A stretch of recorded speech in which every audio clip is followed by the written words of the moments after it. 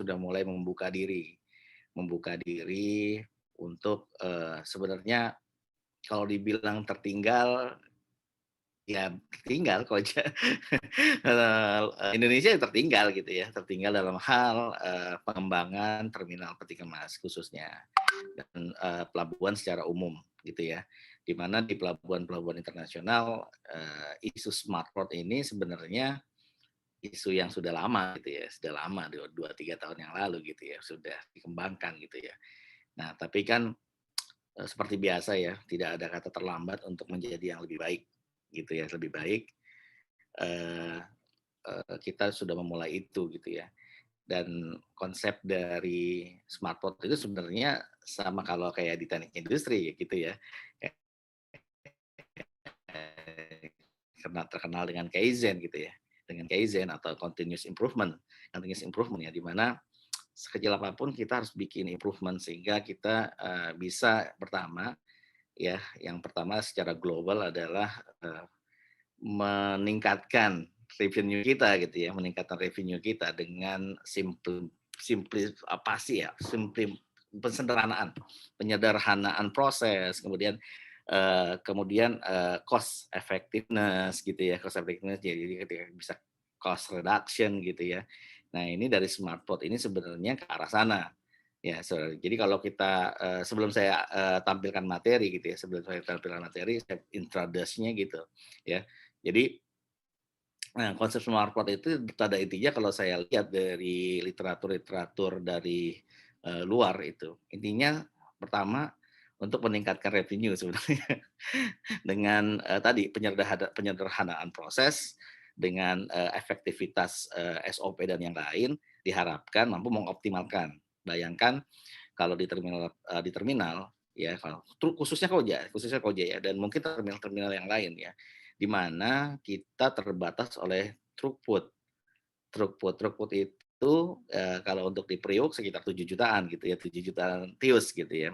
Dibagi beberapa port gitu ya, dibagi beberapa port. Bayangkan kalau kita di Koja itu hanya mendapat kue, dalam tanda kutip kuenya itu 19% gitu ya, 19% dibanding dengan beberapa terminal yang ada di sini, tentunya kita berlomba-lomba untuk mengefisienkan. Kita berlomba-lomba untuk mengefektivitaskan ya semua proses. Kenapa? Karena kue kita nggak nambah, susah.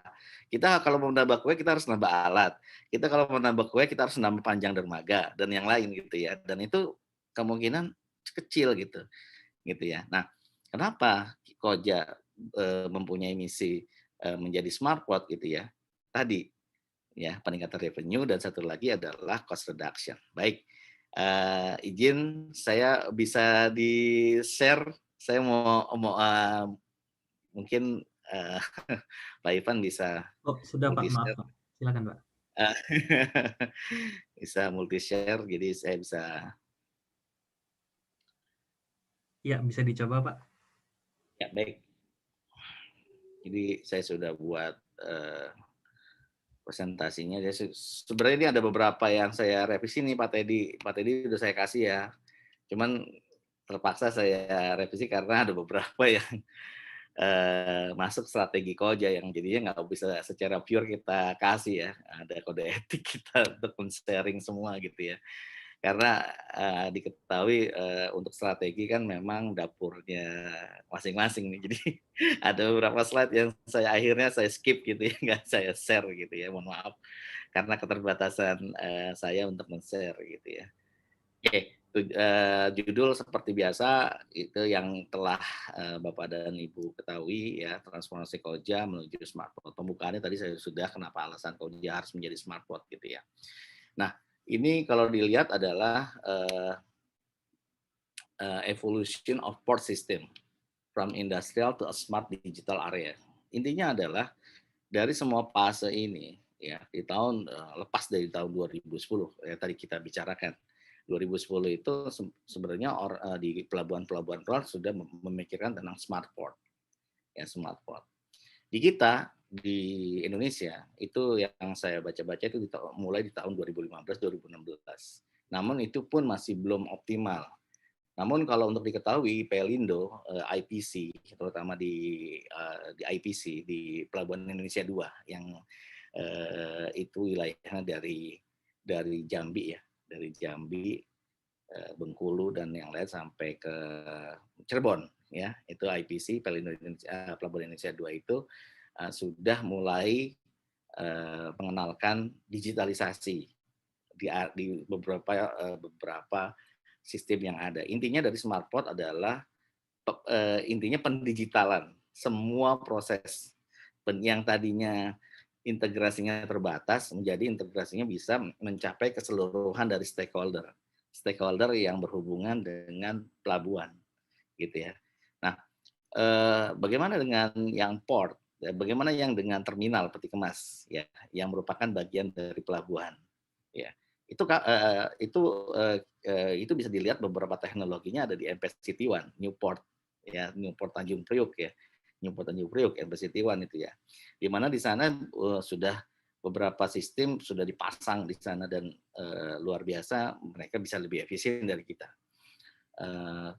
Contoh yang ada mereka sudah memakai untuk RTG rubber tire gantry-nya itu mereka sudah pakai elektrik gitu ya, elektrik di mana kita ketahui bahwa di terminal peti kemas ya cost yang paling tinggi adalah di bahan bakar ya, salah satunya adalah di bahan bakar di mana di bahan bakar ini kita pakai solar gitu ya, kita pakai solar dan ini luar biasa memakan banyak cost di sana ya.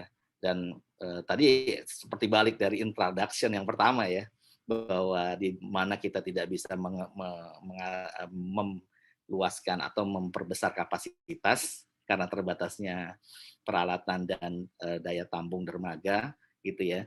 Ya akhirnya kita memikirkan untuk meng-cost reduction ya atau cost effectiveness ya. Cost effectiveness dari biaya-biaya yang keluar diantaranya bahan bakar ya. Tentunya ini menjadi isu tersendiri yang bisa diteliti oleh APIK nanti ke depan ya, teknologi-teknologi terbarukan apa yang bisa nanti ditampilkan ya, yang nanti akhirnya menjadi satu kesatuan menjadi smart port gitu ya.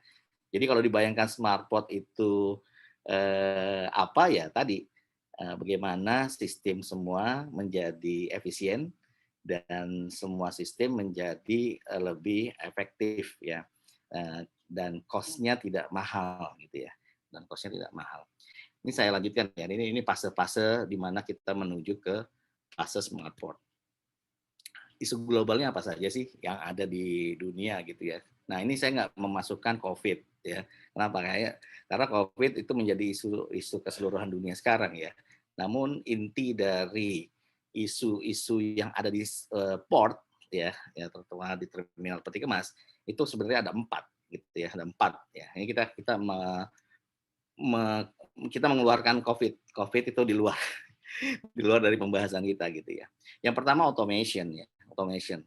Mungkin Bapak dan Ibu bisa searching di YouTube ya bagaimana terminal-terminal luar sudah melakukan automation ya. Bahkan operator itu sudah tidak ada lagi di peralatan.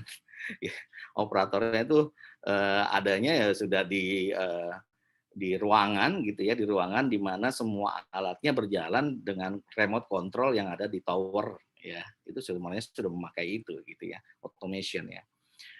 Sebenarnya untuk di alat-alat RTG dan QC sih kebetulan saya 10 tahun di teknik nih Pak Ivan.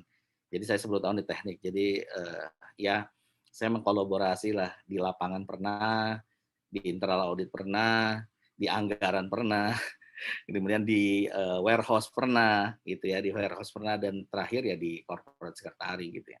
Nah, saya menggabungkan isu-isu itu gitu ya. Sebenarnya dulu di tahun 97 alat kita itu kita memakai Mitsubishi untuk quay crane kontainernya.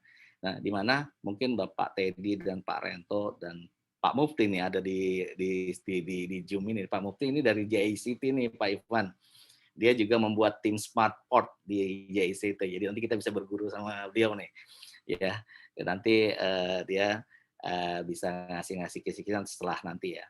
Nah, di tahun 97 itu ya Jepang itu mengotomasikan pelumasan pelumasan. Jadi kalau kita kenal dengan grease, jadi mungkin pelumas ya, pelumas untuk bearing, untuk gearbox dan untuk yang lain. eh, Jepang itu tidak lagi memakai sistem manual, dia memakai sistem otomasi, di mana tabung ya, mereka memakai tabung yang diisikan oleh grease ya, kemudian grease itu disuplai ke beberapa eh, bearing, ke beberapa. Nah, itu di tahun 97, bayangkan Jepang sudah buat kayak gitu. Sayangnya ketika di maintenance saya itu dirusak, bukan dirusak, tidak tidak difungsikan oleh orang-orang kita. Orang-orang kita masih senang manual untuk menggrease pakai tangan gitu ya. Luar biasa. Ya, saya nggak ngerti itu apanya, kenapa seperti itu ya. Padahal Jepang sudah membuat itu. Itu termasuk automation dalam taraf yang memang belum terrekod di komputer ya, belum terrekod. Dia tapi hanya sistem elektrik dan itu ada timer. Jadi kalau kita mau uh, memberikan grease tidak perlu lagi manual, tinggal kita pencet tombol, kemudian kita kasih timer yang kita butuhkan berapa menit, nanti dia akan otomatis akan mati. Nah, itu teknologinya dengan switch dan PLC ya, program logic control dengan PLC yang sederhana gitu ya. Ya. Nah, itu kalau itu dulu ya 97. Kalau sekarang sudah luar biasa. Alatnya, orangnya udah gak ada ya, dari control room kita sudah memakai itu. Bahkan operator di, kalau nggak salah di Surabaya ya Pak Teddy ya. Saya lupa di Surabaya ya. Saya lupa Teluk Lamong. Truk Lamong. Dia sudah memakai operator keren QCC-nya sudah di dalam control room gitu ya, sudah ada di sana gitu ya. Dan ini luar biasa. Nah, ini isu-isu globalnya. Ini saya persingkat ya, ini automation ya. Kemudian digitalization ya. Isu-isu yang sekarang juga yang berkembang adalah digitalisasi. Bagaimana nanti Pak Reto juga menjelaskan, katanya dia juga sudah mulai digitalisasi eBay Plan ya Pak Reto ya, luar biasa Pak Reto. EBay Plan ya, di mana di situ juga memperhitungkan cost gitu ya Pak Rento. Kalau pakai by plan, kalau nggak salah kalau dengan pakai gadget atau pakai semacam ya gadget gitu. Kemudian di sana ada kalau kita kan kalau by plan yang biasa itu kan, by plan itu semacam planning untuk bongkar muat kapal tuh ya Pak Ivan ya, bongkar muat kapal yang biasanya pakai kertas dan itu memakan biaya yang luar biasa kalau ada perubahan gitu ya. Nah Pak Rento ini nanti katanya penelitiannya mau pakai itu ya Pak Rento, yang mudah-mudahan Pak Rento bisa jelasin nih Pak Rento. Saya cuma ngebayang-bayang aja kemarin Pak Rento kasih tahu. Iya Pak Rento ya. Siapa? Kata Pak Rento, Pak Sapuan tahu aja. Iya Pak Rento. Jadi Iya, iya. Jadi isinya tadi begitu ya Pak Ivan ya. Jadi smartphone itu bagaimana kita mengincrease revenue dan reduction dari cost gitu ya. Jadi konsepnya sebenarnya smartphone itu sebenarnya. Adapun pemakaian IoT dan yang lain, Internet of Things dan yang lain, yaitu sebagai alat untuk mengefisiensikan dan yang lain gitu ya. Dan bagaimana mengintegrasikannya, itulah ada alat-alat tool seperti IoT dan yang lain gitu. Kemudian big data. Nah, big data ini kita juga sudah mulai Pak. Gimana bayangkan kalau kita punya data, kemudian data itu tidak ditampilkan gitu ya, ditampilkan. Nah, padahal customer butuh terutama customer ini butuh sekali dengan data yang up to date. Contohnya adalah misalnya gitu ya, samalah kayak kita mengirim barang ya, kita atau memesan barang, kita kan mau tahu barang kita udah sampai mana sih sebenarnya gitu ya. Nah ini kan peran-peran dari database yang terutama sekali sekarang pakai cloud gitu ya, dan ini adalah, dan kita juga pertukaran data dengan custom gitu ya. Nah dengan custom gitu ya, bagaimana data itu ditampilkan kemudian menjadi konsumsi dari pelanggan kita, di mana pelanggan kita menjadi nyaman gitu ya. Oh ya ternyata barang gue udah di sini nih gitu ya. Nah ini isu-isu big data gitu ya. Kemudian Go Green. Go Green ini terkait dengan bagaimana penggunaan dari energi yang terbarukan. Yang tadi saya ceritakan sedikit gitu ya, bagaimana NPCT One itu sudah memakai electrical di RTG-nya, rubber tire gantry-nya gitu ya, sehingga lebih efisien, lebih murah, lebih terkait dengan lingkungan, lebih ramah lingkungan gitu ya. Di mana emisinya kecil sekali ketika memakai elektrik ya gitu ya. Nah, apakah Koja ada rencana ke sana? Ada rencananya, ada. Kita sudah memasukkan ke RJPP rencana jangka panjang perusahaan, di mana kita sudah mencoba meminta untuk investasi, ya investasi penggantian beberapa RTG menjadi RTG yang memakai elektrik gitu ya. Ke depan ke arah sana ke electrical. Jadi di sini ada judulnya Electrify Port Handling Equipment gitu ya. Jadi kalau isu-isu yang kalau QCC kita sudah pakai elektrik gitu ya Pak Irfan ya. Quay crane container kita sudah memakai electrical. Namun RTG-nya belum, rubber tire gantinya belum gitu ya. Nah, ini yang menjadi PR untuk TPK Koja ke depan ya. Memang ada lagi memakai dengan hybrid ya, teknologi hybrid di mana beberapa RTJ kita juga memakai hybrid. Kalau nggak salah 5 RTJ kita memakai 4 atau 5 RTJ kita memakai hybrid. Namun kendalanya adalah mahalnya baterai. Ya makanya tadi Pak Ivan ngomong-ngomong tentang baterai, nanti juga bisa diteliti itu Pak ya. Di mana cost untuk baterai sendiri untuk perawatannya itu sekitar 2M ya, sekitar 2 sampai sekian M gitu ya. Nah, ini dirasa cukup mahal juga gitu. Tapi kalau untuk di-compare dengan penggunaan dari solar yang full solar gitu ya, dengan full solar ya tentunya jauh sekali lebih hemat gitu ya. Perbandingannya hampir setengah ya, kalau menurut data yang telah kita olah gitu ya, dengan kita kerjasama dengan LAPI ITB nih. Nah, Bu siapa tadi? Kita kerjasama dengan LAPI ITB loh, Bu.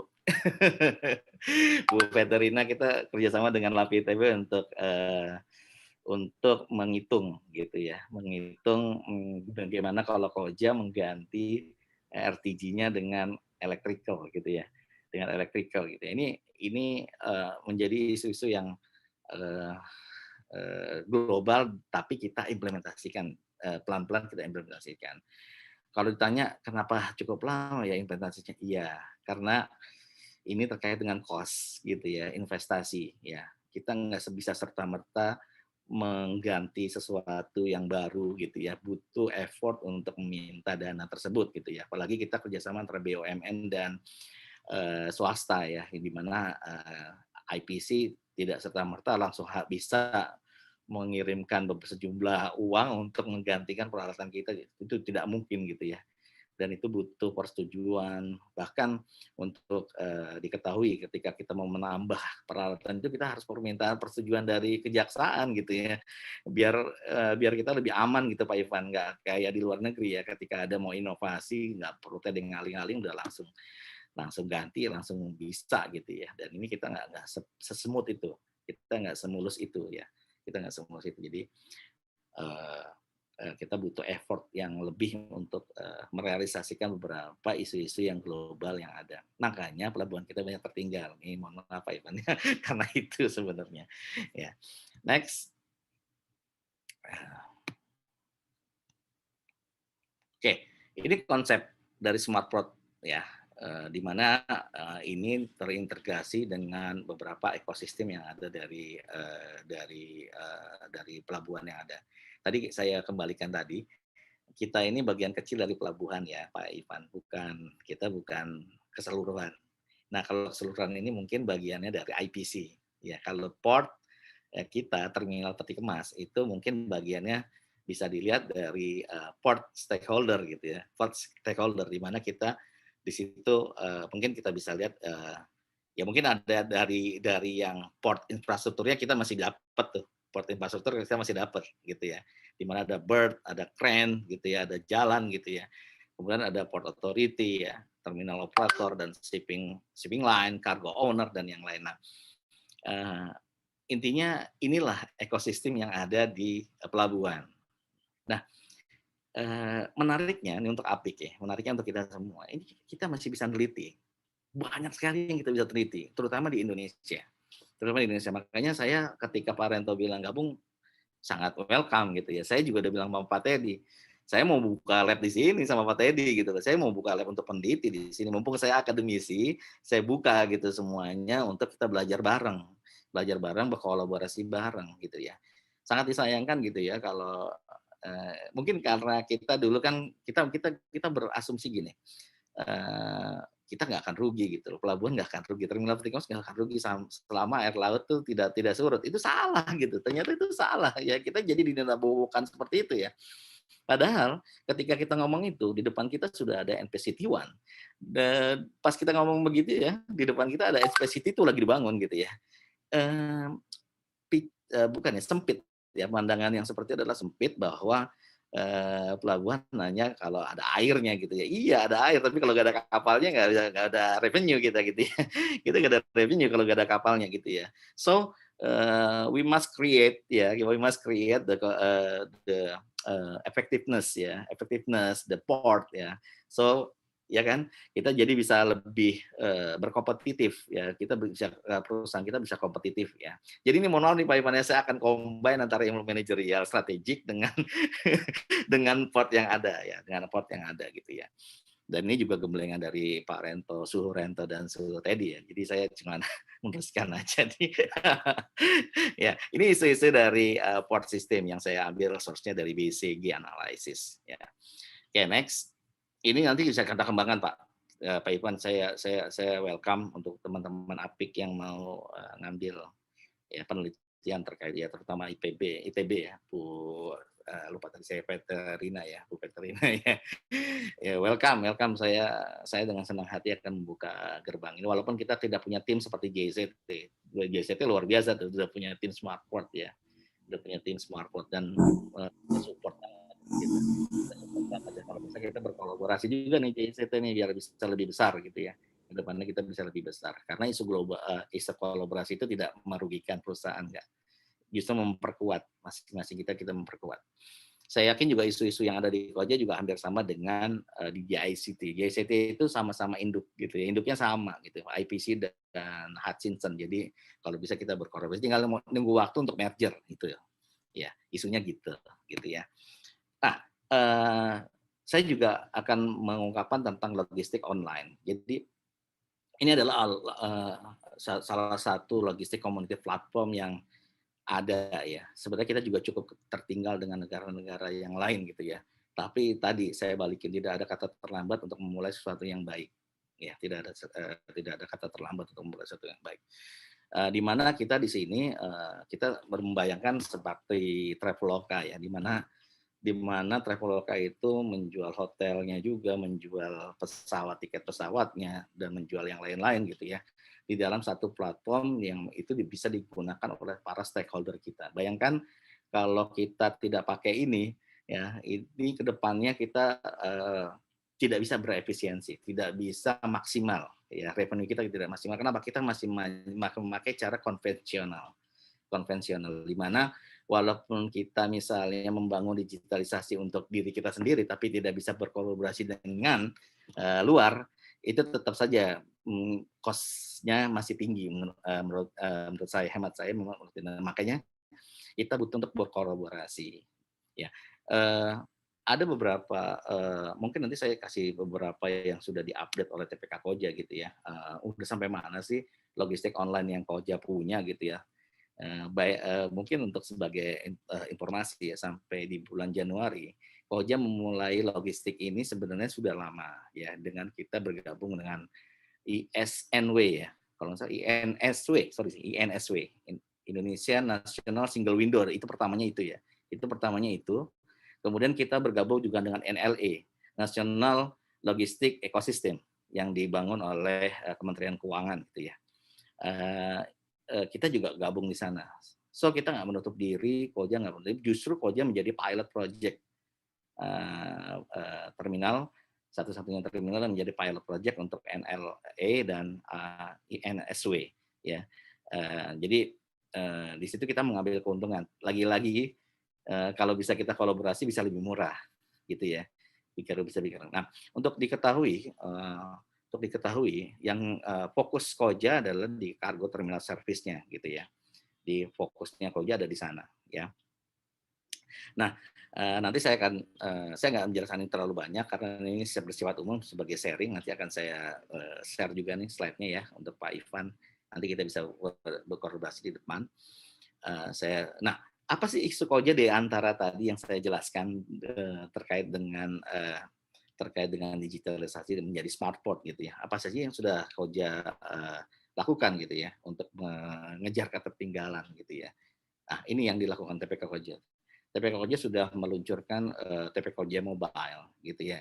Di mana dulu orang itu datang ke tempat kita untuk melakukan transaksi, di mana di jam-jam tertentu itu di peak session ya antara hari Rabu, Kamis, Jumat, Sabtu itu peak session ya, peak session di mana kalau malam itu bisa ngantri ya, bisa ngantri orang untuk mengurus dokumen terkait ekspor dan impor gitu ya. Itu terjadi di tahun 97 sampai 2017 ya. Pelayanannya bersifat manual gitu ya. Kemudian di tahun 2007 sampai 2020 kita membangun kios billing. Ini terintegrasi dengan self service ya Pak. Self service. Ya di mana dulu self service ini kan terkenal ya. Oh kalau bisa datang ya kalau ya sama seperti bank gitu ya, self service gitu ya, sendiri gitu ya. Kemudian nanti melakukan transaksi gitu ya. Nah, itu juga kita melakukan itu di tahun 2007 sampai 2000 awal di 2020 ya. Namun perkembangan terakhir kami sudah mulai berani, dalam tanda kutip berani bertransaksi mobile transaction ya di bulan-bulan Maret 2020. JCT juga sama ya, JCT juga sama ini. Sudah mulai dengan My JCT ya kalau nggak salah ya Pak Mufti ya, My GICT ya itu sama kalau kita TPK Koja Mobile ya, kita TPK Koja Mobile di mana di sini bisa dilihat ya mungkin capture sedikit gitu ya. Di sini kita bisa lihat schedule kapal, kita bisa mencari kontainer gitu ya, dan yang lain-lain. Kemudian kita juga bisa cek transaksi, kemudian kita juga bisa lihat list dan yang lain. Bahkan ini bukan hanya untuk stakeholder, tapi untuk internal kita ya. Internal kita juga kita menyediakan detail employee status dan information gitu ya, kemudian absensinya gitu ya, walaupun masih bersifat ya memang update ya, informasi absensinya update, cuman memang menu-menu ini masih terlihat tidak full, tapi kita sudah memulai. Apa sih keuntungan dari mobile transaction? Mungkin bapak-bapak bertanya ya, oh, untuk apa sih ada mobile transaction?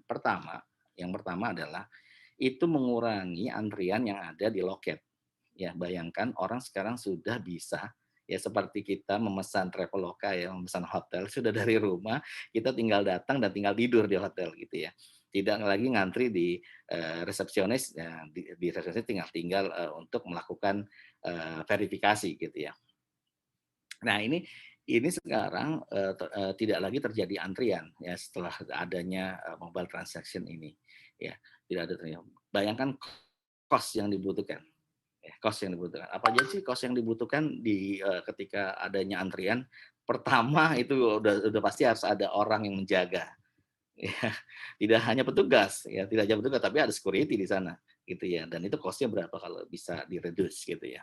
Kemudian belum lagi isu customer yang tidak nyaman dengan antrian itu tidak nyaman dan kemudian membuka banyak sekali praktek-praktek ilegal dengan contohnya tidak mau ada proses cepat lah dalam tanda kutip ada proses cepat dengan biaya-biaya tertentu gitu ya. Ini sudah dikurangi dan kita ke depan ada rencana dari manajemen untuk mengurangi dan bahkan mengurangi yang ada di customer service yang ada di bawah untuk pelayanan. Kenapa? Karena kita sudah melakukan mobile gitu ya, transaction gitu ya. Ini kemajuan-kemajuan yang telah di Koja lakukan ya. Nah, kemudian apalagi sih selain ini Koja juga telah bertransformasi ya dengan mengubah eh, tiket ya ya gate pass ya menjadi dengan layanan seperti dengan QR code ya. Untuk diketahui apakah di sini ada efisiensi biasa? Ada, cost reduction-nya ada.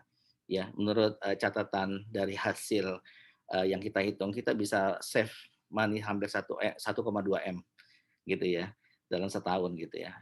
Ini tentunya angka yang material gitu ya, angka yang material di mana setiap bulan ketika kita memakai apa namanya RFID. RFID itu berupa kartu ya. RFID itu berupa kartu yang di dalamnya ada chip ya, sehingga sopir itu akan men-tap semacam kayak kartu tol ya, kayak kartu e-tol gitu ya, semacam seperti itu ya. Itu kita sudah menghitung, cost reduction-nya itu sampai 1,2 M. Bayangkan ya, menjadi smartphone, tidak melulu harus banyak investasi gitu ya, tapi menjadi smartphone kita juga bisa melakukan hal-hal ya yang kita menganggap kecil. Nanti Iba Ipran bisa dijelaskan nih sama Pak Reto ya bagaimana dia cost reduction-nya gitu ya. Saya juga udah mulai mau denger-denger ini Pak Reto nanti ya, ya.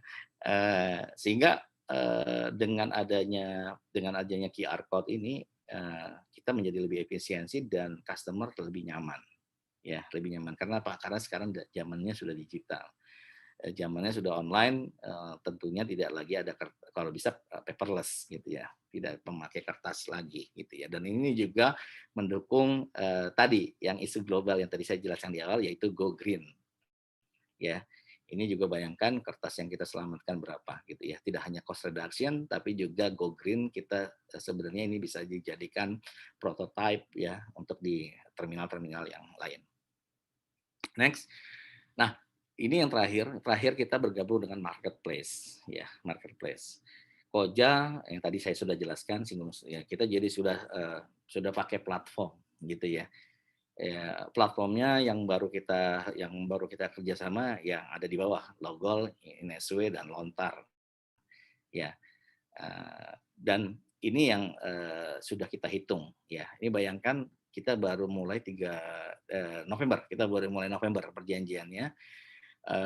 Kita sudah sampai Februari, data yang terakhir kami kumpulkan kita sudah revenue, kita increase revenue. Berapa increase revenue? Increase revenue-nya sekitar hampir 5 M. Ya, hampir 5 M. Bayangkan. Ini baru 2. Ya, ini baru 2 platform yang kita gabung. Belum yang lain, gitu ya. Ini baru 2. Dan ke depan rencananya ada 2 atau 3 platform lagi yang akan bergabung dengan kita. Ya. Tapi ini memang sebenarnya sejalan dengan makin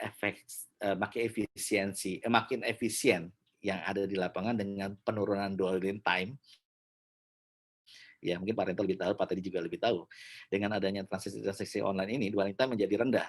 Ya, dengan adanya peraturan-peraturan baru yang dilakukan oleh Bea Cukai terkait dengan pemerintah dengan ini pemerintah dengan meminimalkan dwelling time ya. Itu kita yang biasanya dwelling time kita itu per bulan itu bisa 3, sekian gitu ya, 3, sekian ya. Ini sekarang sudah mulai 2, sekian ya berkurang. Nah, ini menjadi pengganti dari revenue yang ada di lapangan ya.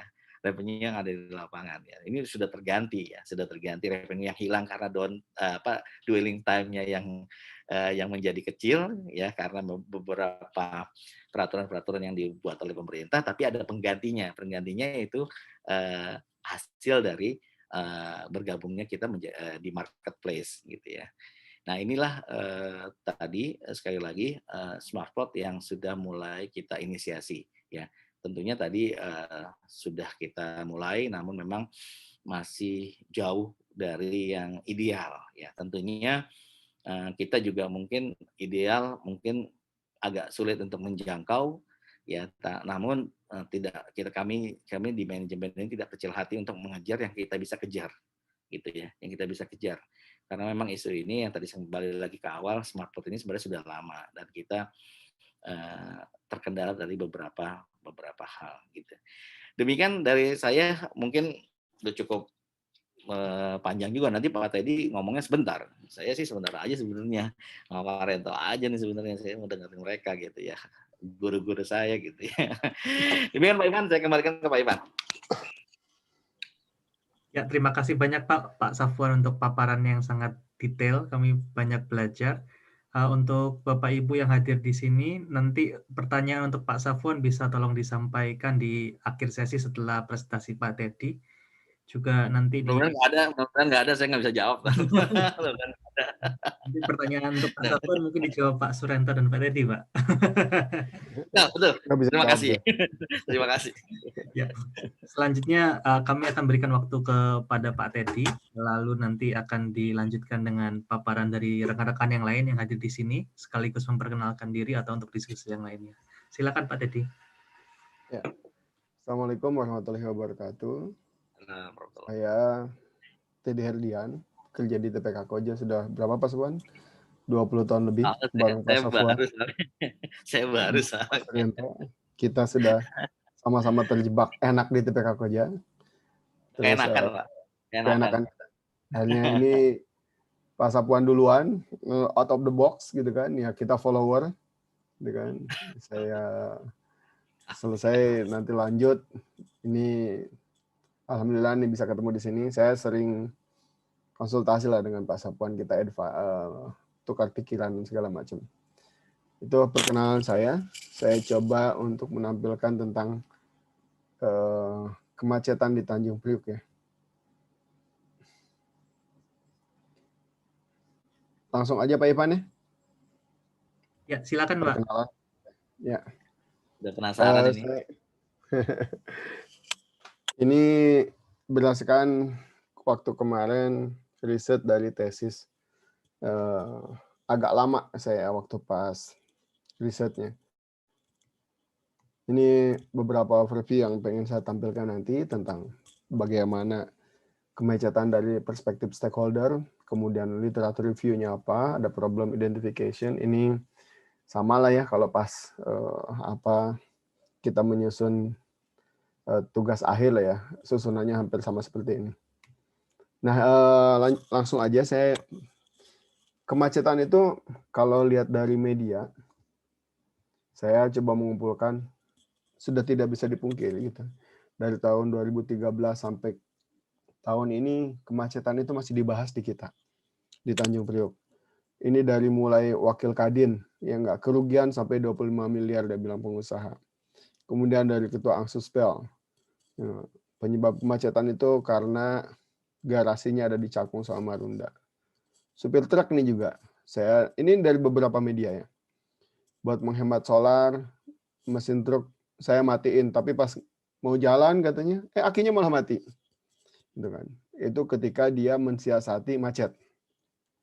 Kemudian ada Dirjen Perhubungan Laut waktu itu Pak Bobi Mamahit. Enggak. Sebenarnya di dalam pelabuhannya itu enggak macet, tapi di luar akses pelabuhannya yang kesulitan. Karena pelabuhan sudah banyak bertransformasi. Seperti tadi Pak Safwan bilang, TPK Koja sudah melakukan pembenahan yang banyak. CICT juga sama dengan kita join gate gitu kan. Kemudian beberapa terminal udah coba untuk investasi peralatan. Nah, masalahnya bukan di dalam, masalahnya ada di luar. Akses kita yang jalan utama kita yang cukup terbatas. Kemudian ada wakil wali kota Jakarta Utara.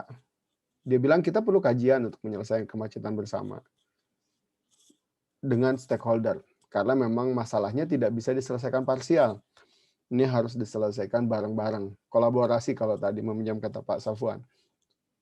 Kemudian juga Kadin Jabar bilang bahwa industri Jabar untuk ekspor itu terkendala gara-gara macet di Tanjung Priuk. 2016. Kemudian Ginsi juga bilang bahwa importir itu selama ini hanya dapat janji-janji bahwa kos logistik di pelabuhan bakal turun, tapi dengan macet ini biaya logistik sudah pasti akan naik. Nah, waktu itu saya pernah baca rapat stakeholder di kantor wali kota Jakarta Utara. Dia bilang hasil rapat itu dari media disebutkan belum ada solusi untuk urai kemacetan di sekitar pelabuhan Tanjung Priok. Nah, kemudian Kementerian Perhubungan 2018 juga bilang kerjasama asosiasi truk untuk menciptakan pemetaan logistik. Ini wali kota juga bilang kami harus lakukan terobosan untuk mengatasi kemacetan ini. Jadi ini adalah kutipan dari koran. Ini adalah nyata. Jadi ketika kita bilang beneran tuh Tanjung Priok macet, silakan aja cek di media gitu kan. Itu pasti ketika bicara kemacetan Tanjung Priok bakal banyak. Nah, sekarang justru kita sebagai akademisi, saya juga praktisi gitu kan. Akademisi itu kan sebenarnya ketika kita belajar, challenge kita kan memang menerapkan ilmu untuk mengatasi masalah yang ada ya. Nah, waktu itu saya pikir saya sebagai praktisi juga, saya ingin ikut nimbrung lah dalam hal ini. Nah, ini literatur review-nya. Jadi kalau bicara kemacetan truk peti kemas, itu pasti kita akan bicara tentang lingkungan, karena macet itu akan menimbulkan polusi. Ini beberapa jurnal yang saya kutip penulisnya. Kemudian ketika macet, kita juga pasti ngomong efisiensi dan optimalisasi. Ya, jadi ketika macet, ini di belakangnya itu banyak. Kemudian mau nggak mau pasti ada pembahasan tentang kolaborasi. Baik kolaborasi vertikal, baik atau kolaborasi horizontal. Ya enggak. Kemudian pasti karena ini truk peti kemas, kita bicara pelabuhan dan logistiknya. Karena tadi Pak Sopan menyampaikan juga bahwa pelabuhan itu sebelum smart port kan logistik port dulu gitu ya. Nah ini kita masih berkutik di logistik port.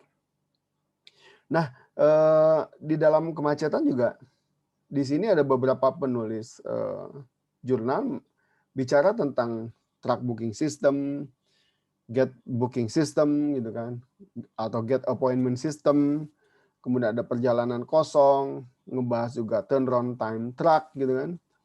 Ini adalah hal-hal yang menjadi sorotan penyebab macet. Yang apakah itu karena truknya, apa itu kita tidak punya sistemnya, atau memang TRT-nya tinggi. Nah, kalau saya kemarin menggunakan model simulasi karena kebetulan saya punya akses dari kantor sehingga akses data insya Allah berlimpah gitu kan. Tinggal bagaimana mengelolanya. Jadi menggunakan simulasi yang saya gunakan. Nah, kalau nanti kita bicara tentang kemacetan, kita akan bicara salah satu modelnya tentang vehicle routing problem. Bagaimana masalah peruntuhan kendaraan yang ini banyak dibahas dalam paper-paper internasional gitu kan, vehicle routing problem itu. Dan saat ini paper Eropa dan Cina sangat mendominasi gitu kan terhadap pembahasan hal ini. Ya, sudah pastilah kemacetan juga dibahas. Nah, salah satu penulis kemacetan itu pernah datang ke Indonesia, Profesor Romut Dekker ini. Dan saya dapat kesempatan untuk ketemu gitu kan, dia berkunjung ke TPK Koja, terus saya bilang, Prof, saya mensitasi tulisan Anda loh di proceeding dan di tesis gitu.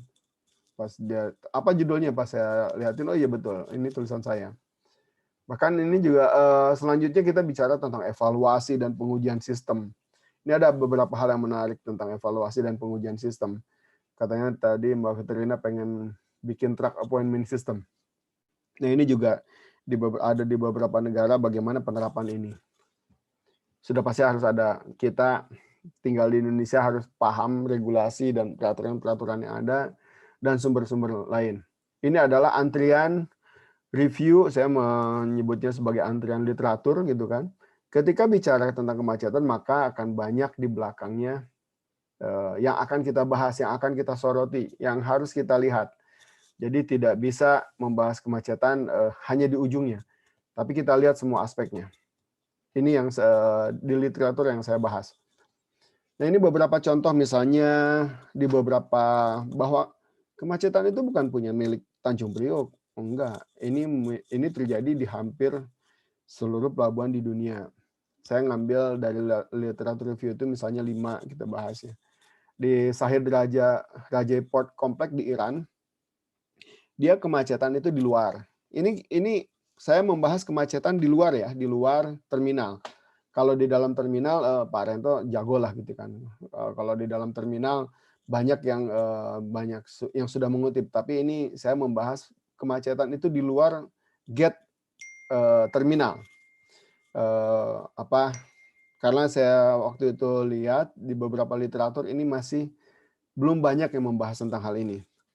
Nah, ini menggunakan, kalau di dalam logistik pasti salah satu metode yang favorit adalah Six Sigma ya, the Mike gitu kan. Cuma dia memang ada divine measure gitu kan, inisiatif gitu kan. Nah, cuma dia ketika terakhirnya kan kontrolnya ketika dia menggunakan solusinya tuh dia merubah timbangan waktu di timbangan kendaraan truk.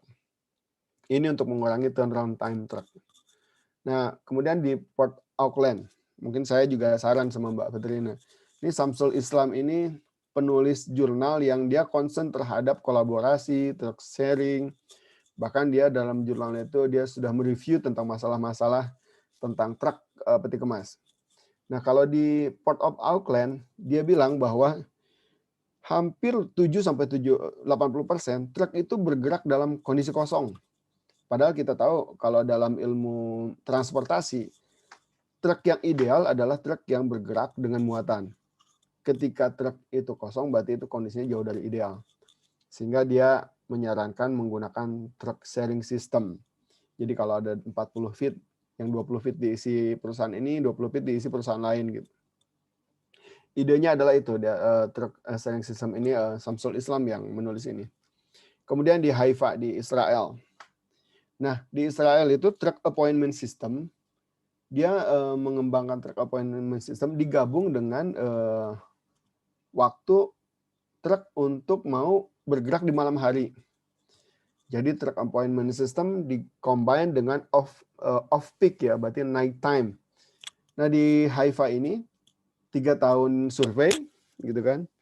Targetnya itu truck appointment system dan off-night time itu, off-peak itu 25%, hanya tercapai 7%. Ini perusahaan truk diberikan insentif ketika bergerak dari jam 10 malam ya. Dari jam dari mulai jam 10 sampai pagi itu dia dapat insentif. Tapi ternyata ini pun tidak hanya perusahaan-perusahaan besar yang menggunakan ini, tapi tidak semua. Sehingga targetnya 25% hanya kecapai 7 atau 9%. Tadinya negara ini mau memberikan insentif lebih. Cuma akhirnya dengan survei ini direkomendasikan, sudahlah, nggak usah ngasih insentif, malah jadi tidak efektif juga kita hasilnya. Nah, kalau di Bangkok juga ini bahas tentang empty truck run. Sama ini juga. Ini truk kosong yang bergerak. Ya enggak? Dari survei kilometer 245.000 gitu kan per minggu, itu ternyata hampir 86% itu truk itu bergerak kosong. Kalau ini dia dari pabrik ke pabrik ya. Jadi ketika naruh barang ke pabrik pulangnya kosong. Jadi backhaul-nya empty backhaul. Jadi ini 85% truk bergerak dalam kondisi kosong.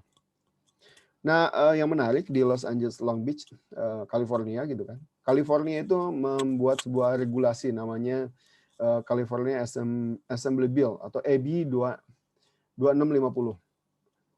Di sana ketika ada truk yang menunggu di dalam depan terminal lebih dari 30 menit, maka terminal harus membayar denda kepada perusahaan truk sebesar $250. Ketika truk berhenti, mesinnya nyala, maka terminal bayar ke perusahaan truk $250.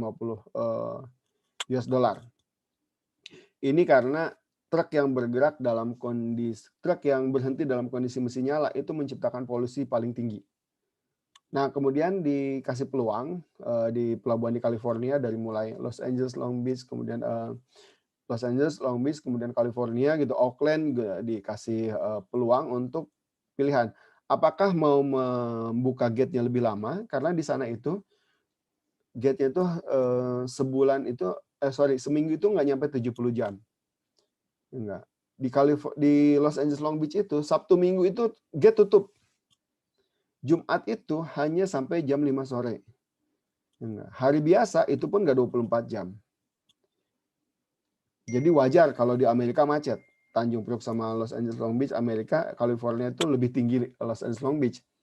Kalau sekarang baca gara-gara COVID, ketika ekonomi tumbuh, Amerika macetnya sampai 24 km. Ya enggak, di pantai barat Amerika. Pelabuhan terbesar adalah Los Angeles Long Beach. Nah, dia menawarkan, apakah mau membuka gate-nya lebih panjang? Ya enggak. Karena kalau di sana Sabtu Minggu tutup gate-nya, nggak bisa transaksi ekspor impor, atau membuat gate appointment system. Nah, beberapa perusahaan memilih daripada membuka gate lebih panjang karena di sana konsekuensi cost-nya lebih mahal gitu kan. Akhirnya mereka membuat gate appointment system. Diadakan survei sama Gue Leno gitu tuh. Ternyata hasilnya adalah ini dijadikan banyak rujukan waktu itu. Kalau dalam masalah kemacetan atau truck appointment system. Dia menyebutkan tidak ada dampak bahwa gate appointment system bisa mengurangi polusi dan mengurangi kemacetan. Itu hasil risetnya, surveinya Gue Leno. Saya susah tuh nyebutnya tuh. Nah, tentu saja untuk di kasus kemacetan di Tanjung Priok kita perlu mencoba mengidentifikasi masalah. Kalau kata Einstein kan, kalau saya diberikan waktu 1 jam untuk menyelamatkan dunia gitu kan, maka 55 menit itu untuk mendefinisikan masalah. 5 menit baru menyelesaikan, memberikan solusi. Jadi kita harus lebih dalam menggali identifikasi masalah yang ada dalam hal ini. Ini misalnya, ini juga sama dari media karena memang agak sulit kita untuk merisetnya. Truk itu bergerak sehari menurut ketua asosiasinya 18.000 truk per hari ke Tanjung Priok. Ya enggak? Ini bisa didebat sih. Tapi dia menghitungnya tuh, saya tanya, gimana cara Anda menghitung 18.000 per hari? Dia mengkalkulasikan berapa jumlah tius yang diperoleh oleh Tanjung Priok gitu kan. Kemudian dibagi bulan, dibagi hari, itu dapat sehari segitu. Meskipun saya bilang, tapi kan itu tius bukan box, beda. Artinya bakal lebih rendah dari itu. Tapi memang banyak, per hari banyak. Bisa lebih, kalaupun misalnya dikurangi 25% aja ke Tanjung Priok, itu pun masih di atas 10.000 per hari. Kemudian dibuat jalur kereta api dari GICT ke Gede Bage.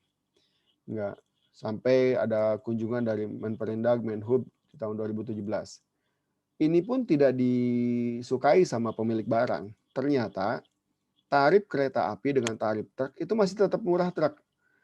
Tarif melalui kereta api itu 4.185, sementara truk 4.250. Nah, 4.185 itu belum termasuk dari dari stasiun ke pabrik. Kalau ini udah door to door.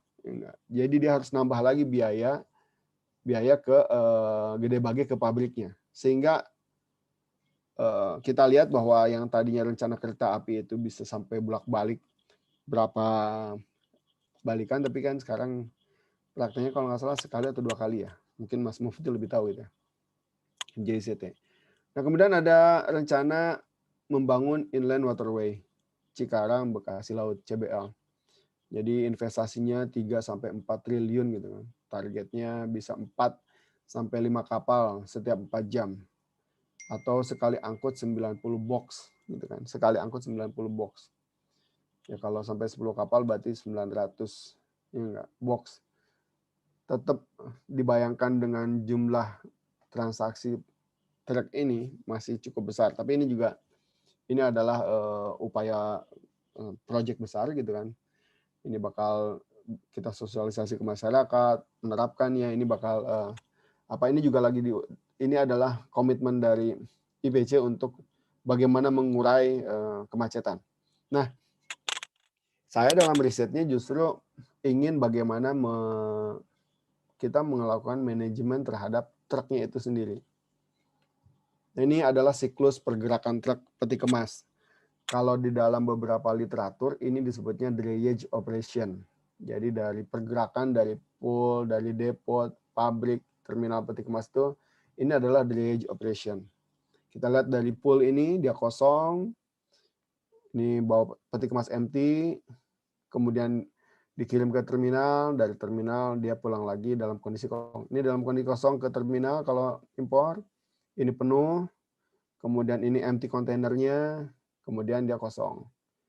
Nah, ini pergerakan siklus truk peti kemas yang ada di kita.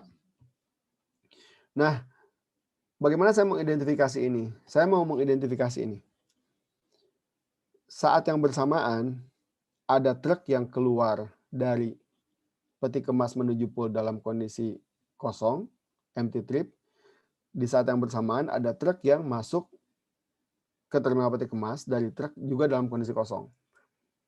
Inilah yang saya coba pergerakannya adalah dari pool menuju terminal, baik yang in ataupun yang out. Nah ini bagaimana membuat model yang efisien, tapi berdasarkan best practice yang ada di kita. Best practice bukan negara lain ya. Apakah di kita sudah ada yang menerapkan best practice untuk melakukan efisiensi di sini? Karena best practice itu kadang-kadang memang doesn't fit at all ya. Nggak mungkin semuanya kita bisa copy paste kemudian bakal jalan di tempat kita, belum tentu. Enggak. Terus bagaimana cara menghitung efisiensinya? Nah ini kerangka analisis datanya. Jadi sumber datanya saya pakai data populasi sensus dari tahun 2015 sampai 2016. Jadi ada sekitar hampir 1 juta pergerakan truk gitu kan. Hampir ya 1 juta pergerakan truk di tahun itu. Jadi yang saya ukur adalah bukan waktu, ini data raw data yang saya dapat. Jadi 1 bulan itu bisa sampai 46.000 data gitu kan, baris data ke bawahnya. Itu yang saya analisa. Ya. Jadi yang dilihat itu bukan tahunnya, bukan bulan, bukan juga minggu, bukan juga hari, tapi tiap jam. Berapa truk impor, berapa truk ekspor yang ada di TPK Koja. Dari situ kita bisa lihat bagaimana pola pergerakan saat ini, kemudian polanya seperti apa. Nah, saya juga cari data tentang throughput Tanjung Priok, karena TPK Koja bagian dari Tanjung Priok. Kemudian disimulasikan data ini. Hasilnya nanti apa? Ini bisa menghitung untuk bagaimana peningkatan aset, bagaimana mengurangi kemacetan, dan bagaimana mengurangi polusi dari data ini. Dari 2 data dari TPK Koja dan dari data Pelindo 2. Pelindo 2 itu datanya dari annual report Pelindo 2. Ini kita bisa menghitung itu. Tapi saya belum selesai ke sana karena yang saya hitung adalah biaya logistik. Makanya saya mendatangi kuesioner dilakukan terhadap supir truk untuk mengetahui jarak, waktu, dan alamat perusahaan. Kemudian dilakukan juga in-depth interview. Saya datang ke ketua asosiasi, kemudian datang ke ketua supply chain Indonesia, kemudian ke business owner yang memiliki 100 unit truk. Kemudian saya datang juga ke ITB itu Pak Angga gitu kan, untuk diskusi biar dapat state of the art-nya. Bener nggak yang saya teliti itu relevan dengan masalah yang kita punya di negara ini. Jangan sampai udah neliti taunya yang lain udah punya, kemudian jauh dari masalah yang sebenarnya. Makanya saya diskusi dengan para ahli ini untuk memastikan bahwa yang saya bahas adalah memang align dengan masalah yang ada di kita. Ini untuk apa? Ini digunakan untuk mengukur bagaimana akhirnya kita bisa mengurangi konsumsi bahan bakar. Nah terakhir saya pakai Google Maps gitu kan, karena ternyata kalau nanya supir, kira-kira berapa kilo ya dari sini ke pabrik gitu kan, itu kan pasti nggak akurat ya, dia kan pakai perasaan ya. Jadi akhirnya pakai Google Map, nama perusahaannya apa, saya tarik dari Priuk berapa jaraknya gitu kan. Ini adalah perusahaan-perusahaan yang memiliki market share terbesar, ada 15 perusahaan setiap tahun, di-combine gitu kan. Nah setelah ini baru kita bisa hitung dampaknya terhadap biaya logistik, karena biaya logistik adalah salah satunya kan biaya bahan bakar ya. Kemudian itu adalah datanya tadi. Nah ini adalah analisis datanya, data analisis dari terminalnya. Saya nggak jago untuk pemodelan, jadi ketika nyari-nyari model apa yang tepat untuk membahas kemacetan dengan data populasi yang saya punya, akhirnya mau nggak mau data itu saya membangun algoritma sendiri untuk menghasilkan data ini. Jadi langkah-langkahnya tuh karena ini adalah 24 bulan, jadi kalau dia sama dengan Desember 2016 berarti udah selesai kan. Tapi kalau selesai berarti datanya disimpan. Tapi kalau terus dia looping belum gitu kan, Januari 2015, Februari terus data ini digunakan, Ini ada processing data. Saya membuat worksheet master, origin, master, selected source gitu kan. Kemudian menghitung movement berdasarkan waktu, menghitung movement yang existing, kemudian melakukan simulasi, kemudian di sini membuat simulasi berdasarkan waktu. Ini algoritmanya ada, saya buat waktu itu. Sehingga kalau pas orang lain pun meneliti dengan data yang punya, pasti hasilnya sama gitu kan. Kemudian kemudian kita meng-create existing analisisnya, kemudian meng-create simulasinya. Kalau ini adalah number of efisiensi hasilnya, balik lagi kalau sudah selesai data disimpan, kemudian akan ditemukan hasil efisiensi tahun 2015 sampai 2016. Ketika loopingnya, ini saya menggunakan Excel. Karena sekali lagi saya nggak paham untuk model ini. Nah ini hasilnya. Ekspor, ya nggak, pergerakan ekspor, in dan out gitu kan. Kemudian ini impor. Kita tadinya kosong keluar isi, ini isi keluar kosong. Nah ini juga ada yang simultan pick up delivery. Ada 44% yang truk masuk keluar kosong. Ada yang 51% truk kosong keluar isi. Dan ada 5% yang dia ketika masuk full dan ketika keluar dia full. 5% ini dia yang sudah melakukan hal itu. Sehingga ini sangat efisien. Nah, saya membuat simulasi untuk bagaimana yang ini delivery import dan ekspor itu sehingga dia bisa melakukan secara simultan. Saya membaca koran tahun 2019 akhir, Pak Menhub bilang ternyata masalah kemacetan di Tanjung Priok itu adalah truk bergerak dalam keadaan kosong.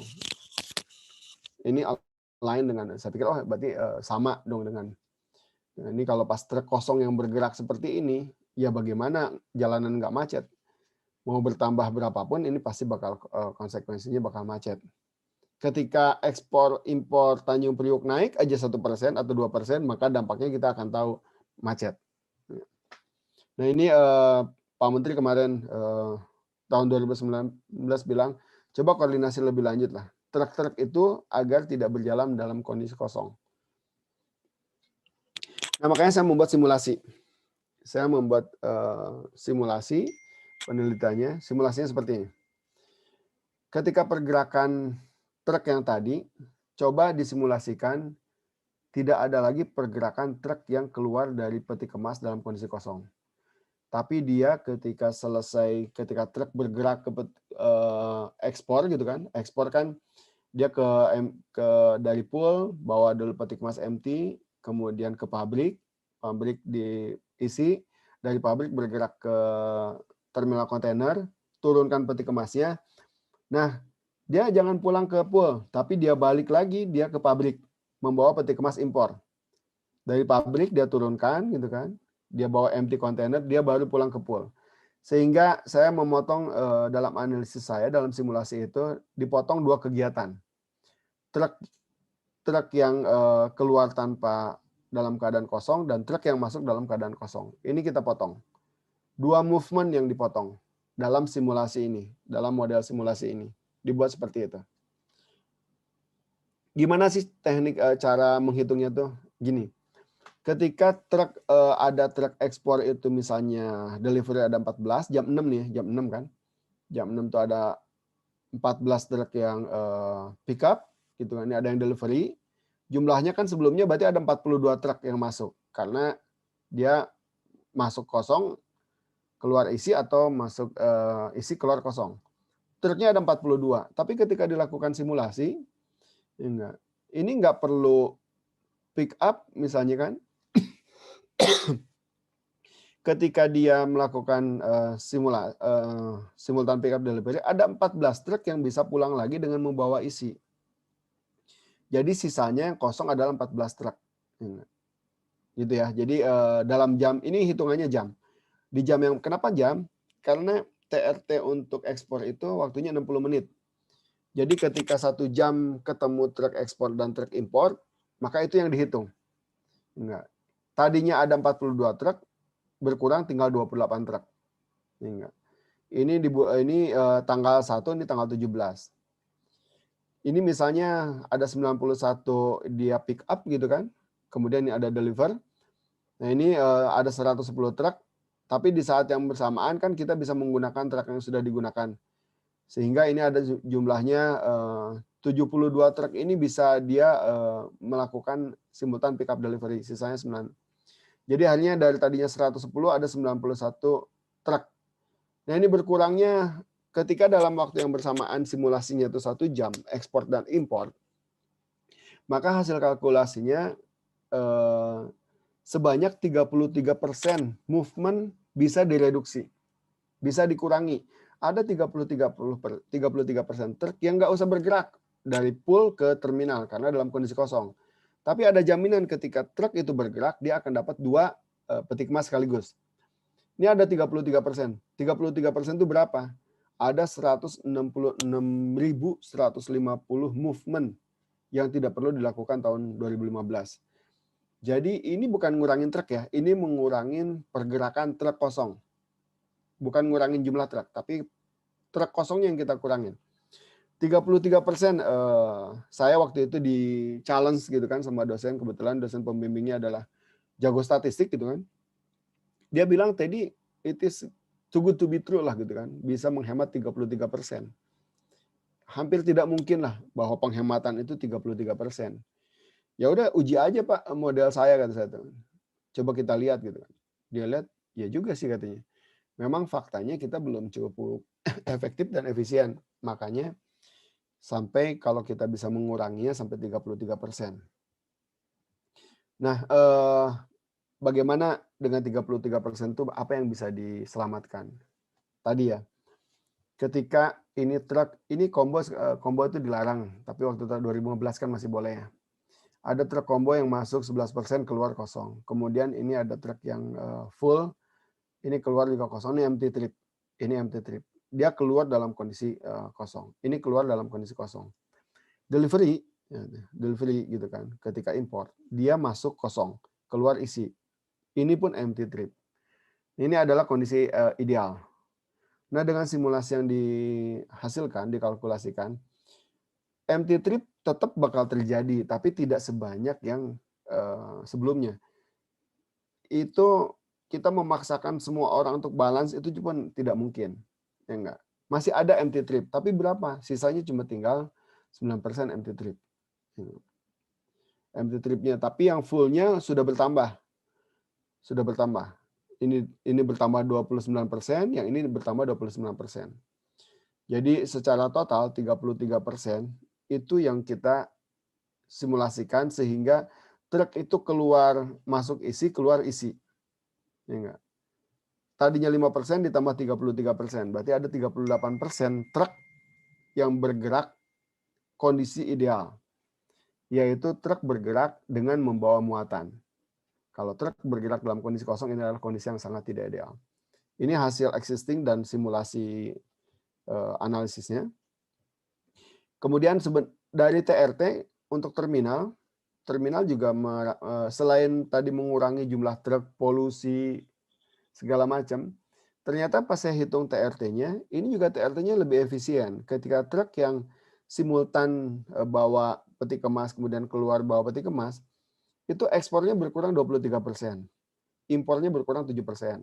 Atau 9 menit lebih cepat. 13 menit dia lebih cepat. TRT totalnya ada 14%. Atau 14 menit dia lebih cepat. Ini terminal juga dapat menghitung. Nah, bagaimana dengan biaya logistik? Karena memang goal saya adalah menghitung biaya logistik. Ketika di TPK Koja pergerakan bisa dikurangi 166.000 pergerakan, dikali tadi yang hasil survei itu adalah jarak antara pool ke TPK Koja itu 9 kilometer, maka jarak yang bisa diefisiensikan adalah 3 juta kilometer per tahun di TPK Koja. Kalau 3 juta kilometer, berapa sih BBM yang bisa dihemat? BBM-nya bisa dihemat 1,2 juta liter atau sampai 2 juta liter BBM yang bisa dihemat. Kalau dirupiahkan berapa? Kalau dirupiahkan ini 8,2 miliar per tahun sampai dengan 13,6 miliar. Ini kenapa pakai range? Karena ketika saya nanya ketua asosiasi, jadi dia bilang seliter itu bisa untuk 3 kilometer kalau lancar. Tapi ketika macet 1 liter itu 1,5 kilometer. Perbandingannya gitu. Makanya saya pakai rasio ini. Jadi kalau range-nya ini kalau jalan lancar. Ini kalau macet.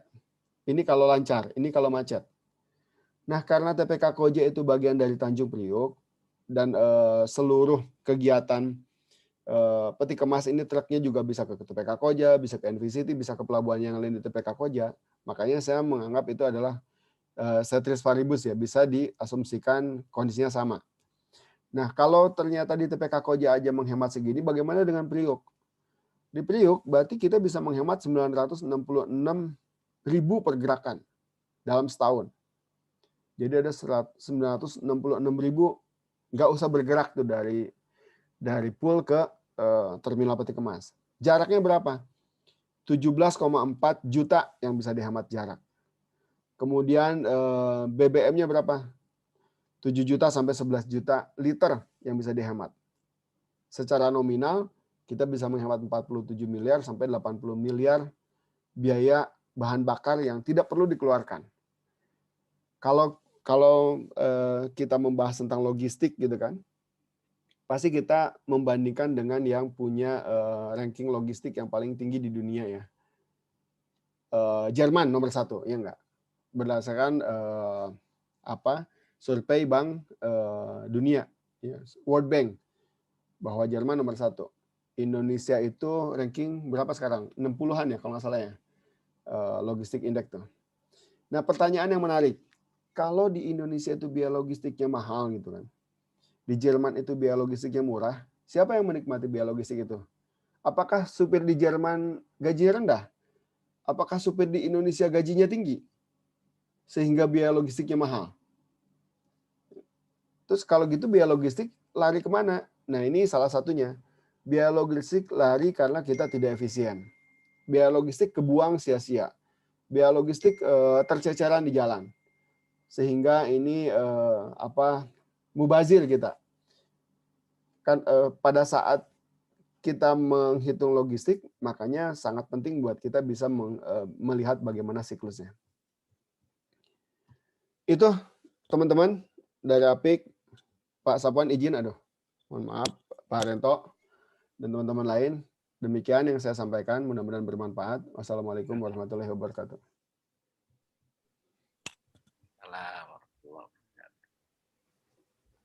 Terima kasih banyak Pak Teddy untuk paparannya. Kami belajar banyak sekali, Pak. Pak Safwan dan Pak Teddy, kalau diberi izin boleh Pak Rento sampaikan pemaparan sedikit, Pak? Oh, ya, kita lagi nunggu beliau ini. Silakan. Sekali lagi terima kasih Pak Surento karena sudah menghubungkan kami semua sehingga mudah-mudahan nanti ada diskusi dan kolaborasi yang baik. Terima kasih banyak Pak. Silakan Pak. Ya, terima kasih. Assalamualaikum warahmatullahi wabarakatuh. Waalaikumsalam. Senang ya dengan kondisi yang terjadi sekarang atau kolaborasi antara dunia industri berkolaborasi dengan dunia pendidikan ya, sehingga tidak serta-merta juga dunia industri merasa rugi dengan serta-merta dunia industri tidak merasa rugi dengan adanya pengembangan yang disampaikan oleh dunia pendidikan, sehingga menjadi link and match antara dunia industri dan dunia pendidikan. Nah, latar belakang kemarin kita menyampaikan hal ini agar kita bisa berkolaborasi setidaknya bagi internal TPK Koja atau industri pada umumnya bisa selalu mengembangkan inovasi-inovasi baru atau produk-produk baru yang dapat menciptakan peningkatan efisiensi dan cost effectiveness yang disampaikan oleh Pak Safwan tadi. Nah, terkait mengenai yang tadi disampaikan oleh Pak Safwan mengenai smart port, ya, menuju smart port, ada beberapa memang hal yang saya utarakan pada saat sebelumnya terkait mengenai electronic biplane ya. Memang ada beberapa hal yang nanti akan insya Allah akan dijadwalkan oleh Pak Safwan atau beberapa diskusi mengenai e-biplane ini di TPK Koja. Namun bahannya untuk karena mungkin belum waktunya ya Pak Ivan ya. Jadi sebaiknya bisa secara umum aja bahwa e-biplane ini harapannya juga bisa memberikan kontribusi terhadap efisiensi dan efektivitas biaya di TPK Koja. Karena bayangan juga terhadap smartport, karena kalau kita bicara smartport menurut saya adalah terkait masalah ada di situ membahas mengenai ramah lingkungan, lalu bagaimana menciptakan efisiensi biaya dan meningkatkan efektivitas daripada operasionalnya itu sendiri. Nah, e-biplane adalah menurut saya adalah solusi untuk ketiga hal. Yang pertama mengurangi lag time atau mengurangi jeda waktu pada saat pengiriman biplane dari ruang planner sampai ke dermaga. Lalu ada beberapa ramah lingkungan yang penggunaan kertas kemarin saya sudah sedikit analisa, itu rupanya dalam setahun TPK Koja mengeluarkan sekitar 4.605 kg kertas yang terbuang sia-sia, entah itu pada saat biplane-nya sudah tidak terpakai akhirnya terbuang. Lalu pada saat pergantian shift atau turunnya hujan juga menjadikan frekuensi sehingga menciptakan limbah baru ya dari kertas itu sendiri. Dan dengan adanya e-biplane juga bisa mengurangi limbah kertas atau bisa menambah efektivitas atau menambah terkait go green ya, ramah lingkungan. Nah, ini juga salah satu syarat pendukung untuk bagaimana TPK Koja menuju smartport. Nah, kalau dari versi saya ya. Begitu Pak Ivan untuk sementara pembukaan dari saya. Mungkin para pakar ini sebenarnya lebih detail ini. Silakan Pak Ivan. Terima kasih Pak.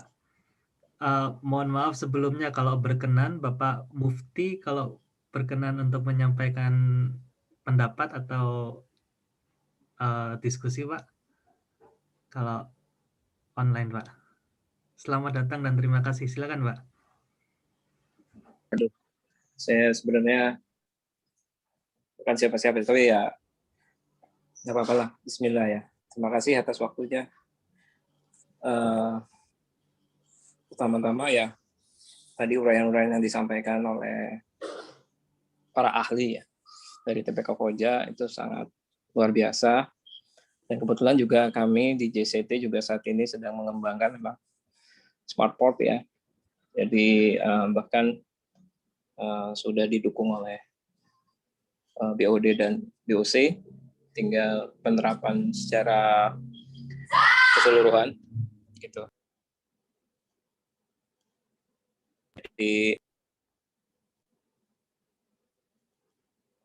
Jadi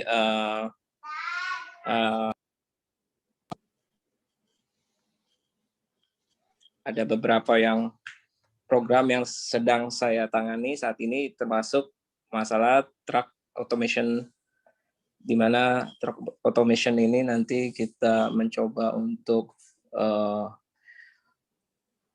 semua driver nanti akan memakai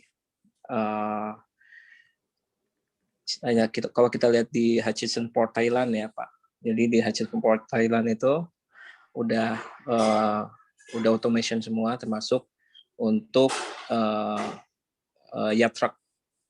Nah, cuman karena kita kembali lagi ke budget, jadi semua itu hanya berupa ide. Nanti komisaris bilang sih ya nanti kalau kita udah normal dari COVID dan budget bisa normal lagi dengan pemasukan yang sudah baik lagi, mungkin bisa kita aplikasikan. Nah, awalnya di situ idenya untuk mungkin Pak Safwan udah tahu ya, udah waktu itu juga udah pernah ikut di kita. Jadi Pak Ade sebagai Direktur Utama PT JCT itu mensupport kami untuk coba ada ide apa lagi. Gitu. Akhirnya ide kami, jadi kebetulan kami ikut lomba Innocent Pak di IPC, walaupun tidak mendapatkan juara, tapi ide kami sangat diapresiasi oleh Pak Muarif, Dir Ops, dan Pak Arif, yaitu truck management system. Truck management system ini di mana driver di dalam itu nanti akan terhubung dengan aplikasi mobile di mana segala pergerakan mereka akan detail akan bisa kita lihat. Nah, salah satunya melalui aplikasi ini TRT kita akan turun. TRT dari truk yang selama ini di JICT ini untuk TRT ini 28. Jadi akan 28 menit ya. Jadi akan kita turunkan itu kalau dengan pakai aplikasi ini menjadi 26 menit. Nah, hitungannya 2 menit ini bisa menghemat fuel dan menghemat banyak sekali yang dihemat. Kita totalkan itu sekitar 800 juta per bulan saving cost-nya. Dan ini akan kita aplikasikan segera dan mungkin nanti Koja bisa kita undang untuk launching-nya nanti. Jadi masih dalam tahap developer sih Pak, kalau untuk TMS ini. Jadi untuk SmartPort memang sama-sama kami dari JCT dan TPK Koja sama-sama merintis dari bawah. Mungkin Koja udah menggunakan logo, kami belum menggunakan logo. Tapi kami rencana mau ada truck booking system yang memang sudah ada di engine, tinggal di-embed ke mobile apps, jadi tidak perlu investasi yang mahal. Untuk program lain mungkin ada banyak juga sih sebenarnya, cuman memang masih kita diskusikan. Jadi kami punya tim SmartPort sendiri Pak, di luar daripada struktur. Jadi memang ini langsung yang milih itu Pak Ade sebagai Direktur Utama untuk memilih orang-orangnya gitu. Dan mungkin nanti kita bisa kerjasama dengan TPK Koja untuk lebih istilahnya kalau sekarang kami lagi coba join procurement dan join tender dengan Koja. Nah mungkin nanti bisa ada join SmartPort gitu Pak. Jadi itu aja mungkin. Mohon maaf. Sekali lagi saya juga baru pulang, jadi tadi juga baru diinfo, jadi mohon maaf sekali lagi tidak bisa komentar terlalu banyak. Itu aja Pak, mungkin dari saya. Terima kasih. Assalamualaikum warahmatullahi wabarakatuh. Waalaikumsalam warahmatullahi wabarakatuh. Terima kasih Pak Mufti untuk waktunya Pak. Sebelum tanya jawab dari saya dan Ibu Vetrina, mungkin Bapak Ibu yang lain yang hadir, baik dari APIK atau dari luar, kalau ingin menyampaikan tentang tentang pertanyaan atau tentang apa yang sedang diteliti atau dipikirkan untuk bisa dikerjakan bersama-sama, silakan. Bu Fadila, Pak Agus, Pak Yusuf, apa ada yang mau disampaikan dulu Pak? Bu.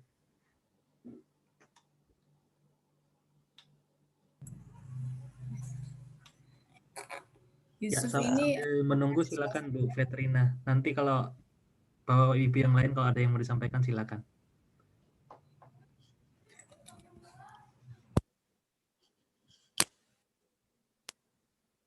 Ya Bu Vetrina, ada yang mau ditanggapi mungkin?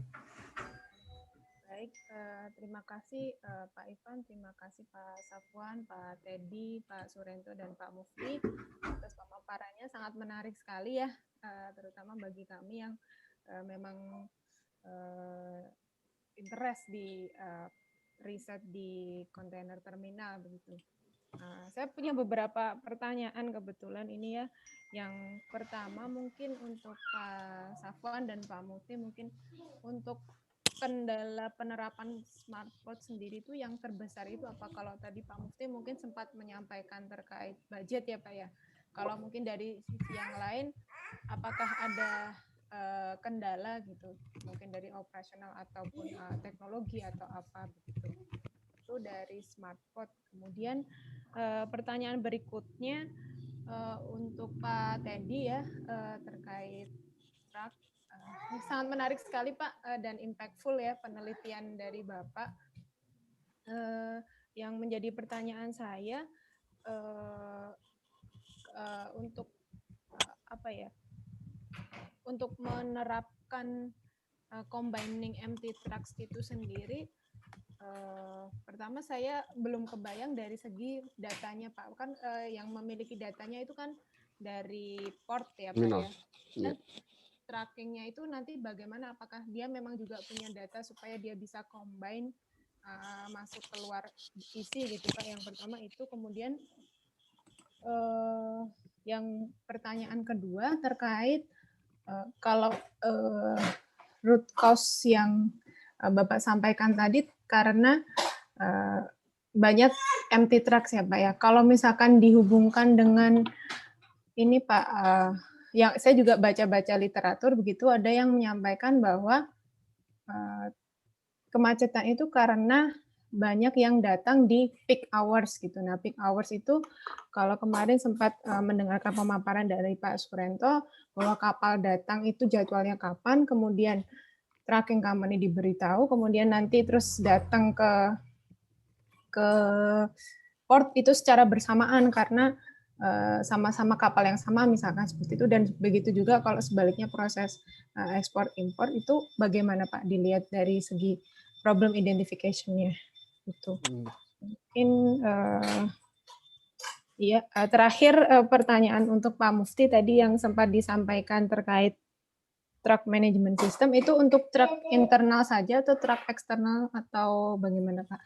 Dan, terima kasih, mungkin itu pertanyaan dari saya. Ya, silakan Pak Safwan atau Pak Mufti menanggapi tentang pertanyaan pertama ya, kendala smart port terkait budget. Silakan Pak. Pak Mufti kayaknya yang pas nih, kalau saya dengerin aja. Baik. Terima kasih Bu Veterina ya. Kendalanya di mungkin yang sebagian besar ya yang kami alami ya. Kalau dari JICT mungkin sudah memang firm bahwa manajemen mensupport dengan pembentukan tim JICT Smart Port ya. Kalau di Koja belum. Namun kami tidak dapat larang, saya terutama terus menyuarakan ke pimpinan kami untuk segera sebenarnya membuat tim ini ya. Bukan berarti ikut-ikutan JICT untuk menyaingi JICT dengan adanya tim. Tapi kami memang reform adalah dan saya juga discuss dengan Pak Teddy dan Pak Surento gitu ya. Kita membuka seluas-luasnya untuk teman-teman untuk melakukan penelitian di tempat kami, sehingga kami dan peneliti mendapat benefit sama-sama mendapat benefit ya. Untuk kami adalah sebagai studi literatur atau studi praktis yang bisa dikembangkan untuk di smartphone kami akan lakukan. Itu yang pertama. Yang kedua adalah kendala dari memang teman-teman ini belum satu suara ya terkait dengan smartphone. Tadi saya jelaskan ya, kita masih menganggap bahwa selama pelabuhan atau dermaga tidak kering gitu ya, ya kita memang tetap memiliki profit. Tapi ketika mereka lupa bahwa di sana ada cost gitu ya, mereka bisa lupa di mana costnya itu tadi yang saya jelaskan akan terus naik gitu ya di tengah kita agak kesulitan mengincrease dari pendapatan karena memang keterbatasan kapasitas yang kami miliki gitu ya, sehingga ide SmartPort ini mereka belum firm gitu ya terkait dengan ide ini gitu ya. Terus apa kendala dari kendala ini apa yang kami lakukan? Ya kami lakukan adalah banyak sekali kami mulai memberikan awareness ya kepada teman-teman terutama di level manajerial gitu ya. Tidak hanya kebetulan alhamdulillah pimpinan kami tertinggi sudah mulai membuka diri terutama dengan mengundang nanti Pak Rento dan Pak Teddy untuk presentasi ya. Dan ini menjadi satu angin segar untuk TPK Koja untuk membangun budaya yang tadi continuous improvement atau kaizen yang dimiliki yang kita kenal selama ini gitu ya. Yang ketiga adalah SDM kita, lagi-lagi SDM kita yang memang ya mungkin secara umum ya kita tidak menjelekan Indonesia ya, yang memang masih tidak memperdulikan terkait dengan pembelajaran ya. Sehingga pekerjaannya selalu monoton dan yang lain dan tidak ada improvement sama sekali gitu ya. Dan ini menjadi PR untuk kita semua ya. Karena memang membangun SmartPort ini teman-teman yang ada di semua level harus sadar betul gitu ya pentingnya SmartPort ini, pentingnya improvement ini gitu ya. Kalau tidak maka kita sangat jauh tertinggal oleh kompetitor gitu ya. Nah ini yang menjadi PR kita ke depan ya. Selain tadi kan pertanyaannya adalah selain budget ya. Kalau budget memang hal utama gitu ya. Tapi selain itu apa yang menjadi kendala? Nah itu. Jadi faktor pertama ya dukungan itu yang kita sudah dapat dan terakhir yang kemudian nanti akan kita selesaikan adalah mulai menyadarkan teman-teman bahwa pentingnya membangun ini gitu ya. Demikian mungkin dari saya Bu Peterina, mungkin ada tambahan dari Pak Mukti. Terima kasih Pak Safwan. Oke. Mungkin kalau dari kami di JCT ya kendalanya sih sebenarnya selain budget, yang pertama itu Bu, jadi ada ya sama kayak Koja ya. Jadi mindset ya, mindset jadi dari human-nya yang masih comfort zone ya dengan kondisi yang ada, padahal nilai staff cost-nya itu ya makin lama makin tinggi gitu. Nah ini memang kita dari beberapa bagian itu dari manajerialnya dulu yang kita sesuai dengan arahan dari Pak Dirut bahwa kita harus punya KPI yang bisa beda gitu dari sebelum-sebelumnya. Mungkin kalau KPI sebelumnya kita itu yang normatif gitu kan, yang hanya misalnya kalau di engineering itu menaikkan availability alat atau apa sebagainya. Nah ini harus dirubah menjadi KPI yang bermanfaat bagi internal dan eksternal gitu. Jadi dari situ kita banyak melakukan develop ide-ide dari teman-teman untuk membuat hal-hal yang baru yang memang tidak terpikirkan sebelumnya. Kendala human ini memang bukan hanya di JCT, mungkin tadi dapat di PK Koja juga. Cuman secara pelan ketika dibentuk tim ini jadi mulai aware gitu terhadap adanya SmartPort. Yang kedua, selain daripada itu kita kendalanya ya tentunya di equipment kita kalau yang engineering, karena ini kan equipment kita sudah banyak yang usia di atas 10 tahun. Jadi untuk mengembangkan ini kita lagi-lagi agak sulit dengan ya mungkin secara sistem bisa, cuman secara struktural mungkin banyak yang harus kita kembangkan lagi atau develop lagi dengan retrofit atau sebagainya, refurbish. Nah, mungkin itu. Nah, tadi Ibu juga sempat nanya TMS ini apa sih? TMS ini Truck Management System yang khusus untuk internal truck. Jadi khusus di kita itu di JCT terutama truck ini hampir mirip kayak Koja ya. Drivernya itu dari vendor. Jadi kalau di kami itu hanya satu vendor untuk truck dan kenapa sih kita ada TMS ini? Jadi problemnya itu kita selalu kehilangan jejak untuk driver. Apalagi kalau SIP 2, SIP 3, mungkin Pak Rento tahu lah, ya, hafal ya kondisinya. Itu kita misalnya plotting untuk 80 unit, nanti kalau udah SIP 2, SIP 3 itu kita plottingnya tetap 80, cuman real time-nya itu cuma 50, bahkan 60 gitu. Jadi kadang kita suka apa ya namanya ya, suka cari-cari sendiri gitu di mana sih posisi real teman-teman driver ini gitu.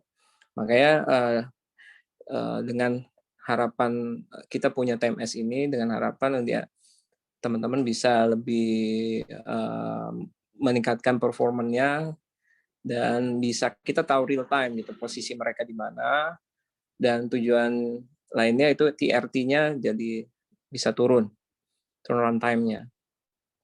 Dengan TRT turun, otomatis performance di kapal juga semakin baik GCR-nya maupun VOR-nya. Gitu.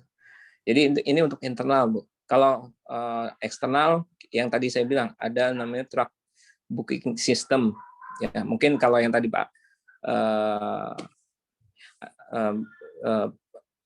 truck appointment system sebenarnya sama aja, antara truck booking system dengan truck appointment system itu hampir mirip lah ya gitu.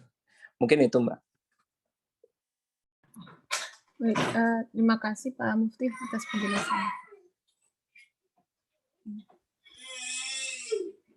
Boleh dilanjutkan dengan jawaban dari Pak Teddy, Pak? Maaf Pak, mic-nya masih mati, Pak. Oh ya, sorry. Tadi ada 2 pertanyaan tentang processing datanya sama ketika root problemnya yang terhadap peak di jam-jam tertentu. Ya. Kalau untuk di tesis saya diinformasikan bahwa ada implikasi manajerial ketika ingin menerapkan atau mereduksi bagaimana pergerakan truk kosong ini. Nggak mungkin terminal melakukan sendiri. Makanya terminal itu harus kolaborasi. Satu dengan asosiasi truk. Asosiasi truk. Kita nggak mungkin, kalau dalam riset saya itu, tidak ada satu perusahaan truk yang memiliki market share 10%. Ini sangat menyebar. Karena di kita itu, kita punya, Mas Irfan punya 2 truk, langsung bikin perusahaan boleh. Regulasinya membolehkan. 1 truk boleh, sehingga kepemilikan individu ini menyulitkan ketika akan menerapkan sebuah regulasi. Nah, mereka ada asosiasinya. Yang paling pertama adalah kita harus kolaborasi dengan asosiasi. Kemudian kita juga harus membina sistem dengan depo. Jadi kalau di kita itu yang namanya digitalisasi, ini silo-silo ya. Ini terminal bikin digitalisasi, truk bikin digitalisasi, kemudian depo bikin digitalisasi, eksportir importir digitalisasi, tapi nggak satu platform. Nah, makanya ini kalau solusinya gampang dari dulu udah dijalankan. Ya enggak. Idenya sederhana, tapi yang kita sulit itu adalah mengkolaborasi semua stakeholder yang terlibat dalam hal itu. Regulatornya Kementerian Perhubungan, ya enggak. Operatornya di kita ada Pelindo, berarti kan. Ada eksportir, ada importir pengusahanya, ada tracking, ya enggak. Ada perusahaan depo. Nah itu mau nggak mau harus duduk bareng. Tadinya saya maunya riset sampai membuat FGD dengan mereka, para stakeholder terkait, kemudian membuat algoritmanya. Di pihak mana yang resistensi, maka kita yang harus meminimalisir resistensi itu. Tapi profesor saya bilang, kamu concern waktu, nggak bakal keburu katanya. Tapi kalau di ITB bilang, waktu pas saya konsultasi sama orang ITB, kalau di ITB kamu di challenge sampai jadi program katanya gitu. Ya memang itulah. Jadi harus semua. Terminal punya data truk yang masuk saat itu dan yang keluar saat itu. Terminal punya resources data itu, ya enggak. Dan terminal punya peranan yang sangat besar untuk jadi center of collaboration-nya. Enggak. Tapi ketika saya diskusi dengan beberapa expert, masalah kolaborasi di kita itu tidak ada satupun, kata Pak Angga nih ya, saya setuju, tidak ada satupun satu pihak yang dipercaya oleh semua pihak di kita. Semuanya pengennya jadi imam, semuanya pengennya jadi leader, ya enggak ada yang mau jadi makmum. Enggak. Sehingga kolaborasi itu enggak pernah jadi. Tapi ternyata masalah kolaborasi itu ketika saya ada pertemuan, waktu itu ada seluruh port di Asia bukan mengadakan acara, budgeting forum waktu itu, Kementerian Keuangan yang ngadain. Saya kaget juga gitu ketika diundang sama kampus, ternyata di sana seluruh port di ASEAN, termasuk berarti nanti diajak lagi Cina, kemudian India nggak ada sih, ada Cina tambahannya tuh, kemudian Jepang sih udah masuk ke ASEAN ya. Jepang tambahannya tuh negara ASEAN, Cina, Jepang, sama India kan salah tambahnya tuh. Tapi ketika saya nanya Malaysia udah jago kan ya, Malaysia udah ninggalin kita lah jauh, pelabuhannya juga jauh. Tapi dia sama, ketika kolaborasi dia bilang bikin perumpamaan gini. Kita itu satu departemen, satu kementerian dengan kementerian lain atau dengan bagian lain itu sama seperti tidur satu ranjang tapi beda bantal, satu bantal tapi beda mimpi. Sulit, challenge kita adalah mengkolaborasi itu. Bagaimana bisa ada operator yang bisa dipercaya semua pihak, maka kolaborasi jadi. Jadi harus di-share. Ini nggak bisa lagi lah ngomong sendirian. Sepakat saya tadi sama Pak Sapuan. Udahlah. Resources kita tuh nggak punya, ada satu perusahaan yang punya semua resources, nggak punya. Ini harus kolaborasi. Itu satu. Kemudian bagaimana yang problem solving? Root cause-nya kan ketika peak datang bersamaan, ya enggak, kegiatan kapal dan dermaga barengan, sehingga mengakibatkan kemacetan. Ingat ya, di Tanjung Priuk itu buka gate-nya 24 jam. Di Los Angeles bukanya itu 10 jam atau 14 jam sehari. Sabtu Minggu tutup. Kalau dia bilang macet wajar ya enggak? Tapi kita udah 24 jam kok masih macet gitu. Kita tuh udah open 24 jam, Sabtu Minggu bahkan 24 jam. Di sana itu Sabtu Minggu, di Eropa itu tutup. Amerika tutup. Ya enggak? Di kita 24 jam kok tanda petik masih macet. Nah, saya pernah buat pola pergerakan truk ya. Kalau dibikin per hari, memang acak-acakan tuh grafiknya tuh. Saya punya grafiknya tuh. Tapi ketika ditarik 1 bulan, ada hal yang menarik. Ternyata kegiatan kapal adalah kegiatan kapal sendiri, ya enggak? Berbeda dengan kegiatan di receiving delivery. Tapi ketika dalam waktu yang panjang, saya melihat sebuah pola yang menarik. Sebenarnya receiving delivery itu mereka sudah teratur. Sangat teratur. Ketika ditarik rentang waktu sebulan, 2 bulan, 3 bulan gitu kan, jamnya jam 00 sampai jam 23 gitu kan, tarik gitu kan, di jam berapa sih truk itu dominan, ternyata ketika ditarik dalam waktu lama, tidak ada waktu yang sangat dominan. Hampir semuanya rata. Hampir semuanya rata. Memang saya bayangkan ketika 30% ini berkurang, maka ketika peak pun ini bakal berkurang. Kita akan siap nampung ketika sudah efisien bahwa truk yang kosong itu tidak ada yang lagi bergerak. Maka kemacetan adalah hal yang bisa kita minimalisir. Kalau nanti sudah sangat efisien masih macet, berarti kita kapasitasnya nambah. Ya enggak? Berarti kita naiknya lebih luar biasa ketika macet lagi. Tapi kalau ini 30% bisa kita reduce truk itu. Jadi saya membayangkan ya, dalam kalau ketika ada truk peti kemas bergerak dalam kosong, maka semua persepsi itu sama kan. Kalau kita duduk bareng nih, oh ini salah nih, ini salah. Indikasinya itu aja, ketika ada truk yang kosong di keluar atau masuk terminal, maka kita gampang, oh ini salah. Kalau kita persepsinya semua sama, seluruh stakeholder persepsinya sama, pemerintah semua sama.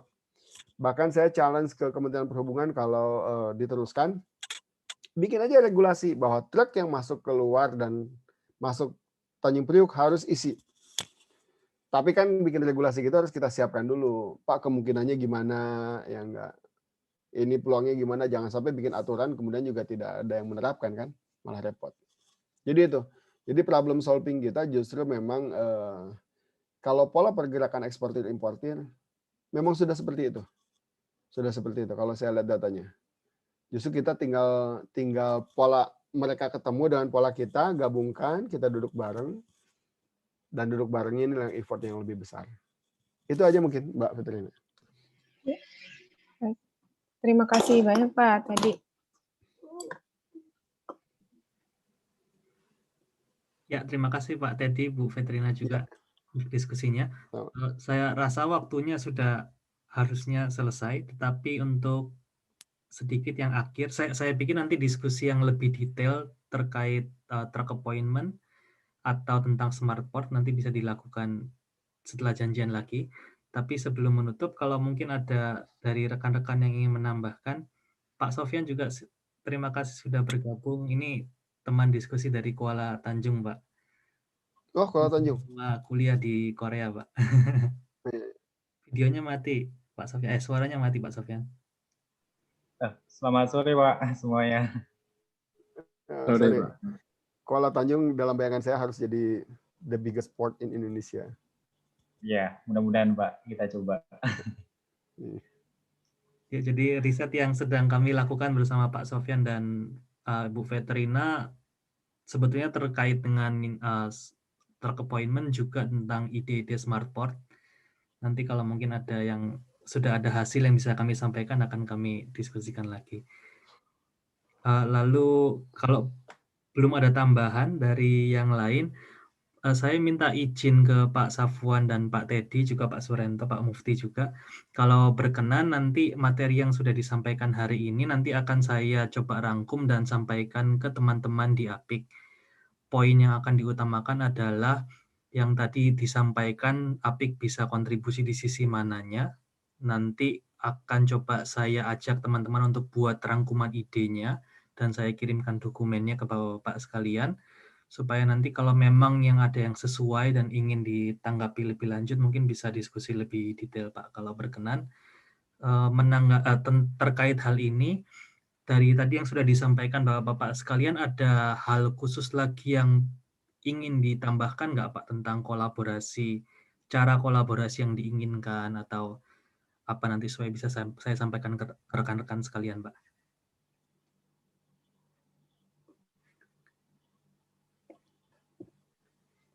Namain dikit lah ya. Boleh Pak, silakan Pak. Kalau Pak Teddy silakan. Izin Pak Safwan duluan ya. Menurut saya sih sebelum kita bicara kolaborasi, kita riset dulu deh. Mana yang bisa kita kolaborasi dengan materi yang kita bawa. Jangan sampai kita problem identification yang nggak jelas, kita ajak kolaborasi, nanti mentah. Kolaborasi memang penting, tapi harus bisa meyakinkan semua stakeholder bahwa dengan ini tuh apa benefitnya. Dan tidak mungkin ini seluruhnya untung. Pasti ada yang dirugikan. Tapi kita harus memitigasi bagaimana kerugian yang diterima oleh salah satu pihak. Mungkin itu sebelum. Mengapa Safwan? Ya, betul kata Pak Teddy tadi bahwa memang kita harus berkolaborasi dan memang harus idenya memang sama ya, jadi tidak mentah. Nanti kita bisa bangun bareng nih Pak Ivan, bareng-bareng kita Bu Fitrina dan Pak Sofyan ya, Pak Sofyan dan yang lain ya, kita bisa kolaborasi. Dan dari awal memang saya sudah welcome ya pada APIK dan yang lain jika ingin bekerja sama, memang pintunya dari saya, memang pintunya memang bisa dilakukan dari saya, maupun saya masih di sini masih menjabat sekretaris perusahaan gitu ya, sehingga saya bisa meneruskan ke berbagai pihak dan saya akan menjelaskan pentingnya berkolaborasi dan pentingnya kita bekerja sama dalam hal penelitian demi mewujudkan smart port dan demi untuk menciptakan berbagai macam inovasi-inovasi yang nanti arahnya tadi mengincrease revenue dan meng-cut atau mereduce cost ya. Jadi itu saya buka pintunya Pak Ivan, monggo jika ada memang yang mau berkolaborasi, waktu dan tempat nanti kami akan sediakan, welcome. Sambil kami juga sedang mempersiapkan tim kami gitu ya. Nanti mudah-mudahan setelah presentasi Pak Rento dan Teddy membuka mata manajemen untuk segera membangun tim.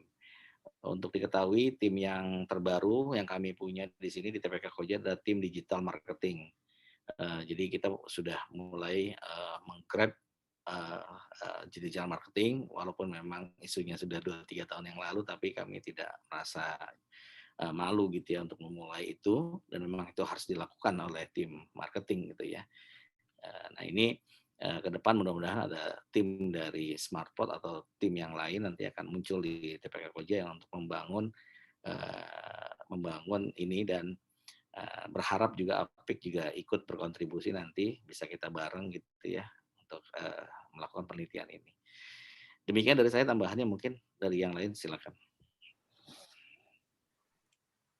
Terima kasih Pak. Pak Surento dan Pak Mufti, ada yang mau ditambahkan sebelum kami tutup Pak? Cukup Pak, cukup. Mungkin next-nya ya apa, kalau dari kami ya di JCT, kalau memang kolaborasi itu sangat penting juga ya, karena kita udah mulai joint procurement, kita udah mulai joint tender juga.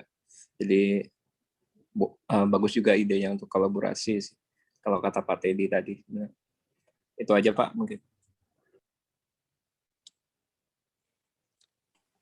Untuk saya terima kasih Pak, udah disampaikan oleh Pak Safwan, udah diwakili juga sama Pak Teddy.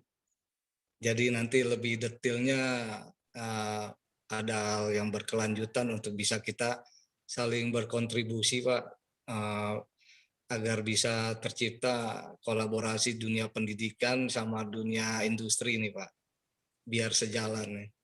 Makasih Pak. Siap Pak Surento.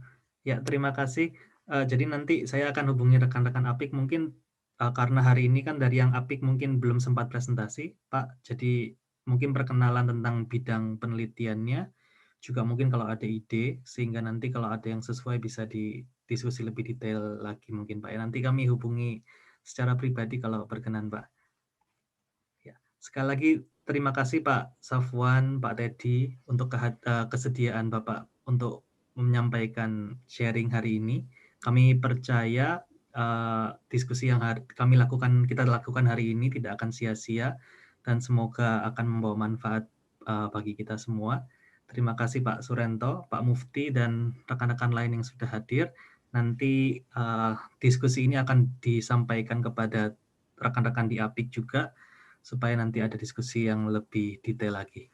Ya, terima kasih Pak. Semoga bisa ketemu lagi di lain waktu. Ya, selamat malam. Semoga sehat selalu Pak. Bu.